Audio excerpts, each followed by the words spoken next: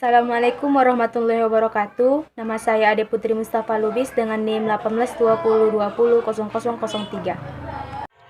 Assalamualaikum warahmatullahi wabarakatuh. Perkenalkan, nama saya Mas Darlia, NIM 18202023. Assalamualaikum warahmatullahi wabarakatuh.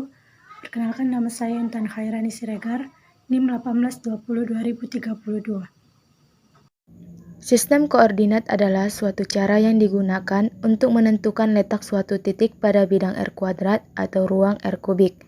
Beberapa macam sistem koordinat antara lain sistem koordinat kartesius, sistem koordinat kutub, sistem koordinat tabung, dan sistem koordinat bola. Pada bidang R², letak titik pada umumnya dinyatakan dalam koordinat kartesius dan koordinat kutub. Sedangkan pada ruang R kubik, letak suatu titik pada umumnya dinyatakan dalam koordinat kartesius, koordinat tabung, dan koordinat bola.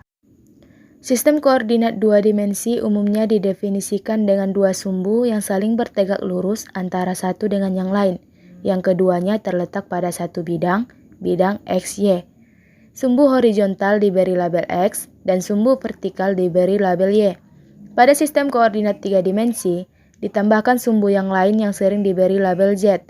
Sumbu-sumbu tersebut ortogonal antara satu dengan yang lain, atau satu sumbu dengan sumbu lainnya bertegak lurus. Titik pertemuan antara kedua sumbu, titik asal, umumnya diberi label 0. Setiap sumbu juga mempunyai besaran panjang unit, dan setiap panjang tersebut diberi tanda, dan ini membentuk semacam grid. Untuk mendeskripsikan suatu titik tertentu dalam sistem koordinat dua dimensi, nilai X ditulis absis, lalu diikuti dengan nilai Y ordinat. Dengan demikian, format yang dipakai selalu XY dan urutannya tidak dibalik-balik. Untuk menjamin konsistensi dan standarisasi, perlu ada satu sistem dalam menyatakan koordinat.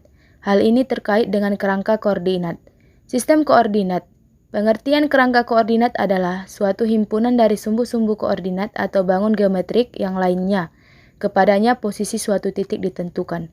Hubungan geometrik antara dua kerangka koordinat dinyatakan oleh kombinasi vektor translasi yang menetapkan posisi titik 0 kerangka yang satu terhadap lainnya, dan matrik rotasi yang menyatakan orientasi kerangka yang satu terhadap yang lainnya.